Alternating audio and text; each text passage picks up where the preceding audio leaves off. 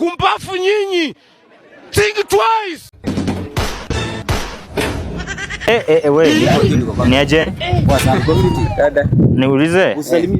Walikataa bana, hata nimekusalimia makosa sana. Tulia kwanza. Leo ni weekday. Unafanya nini na simu shule? Kwani wameandika mahali tusitembee na simu? Ni yetu. Shule unakuja na simu weekend. Mimi nilisoma ati campus. Cheki, pigeni magoti hapo. Pigeni magoti hapo bana, tutaongea, piga magoti hapo. Kwa nini serious? Piga magoti. Haifai ukuwe na simu shule weekday. Piga magoti hapo. Tusiongee bana, sitapingana na nyinyi. Walisema tupige kama simu bwana. Rules za hii shule zinasema unakuja na simu weekend peke yake.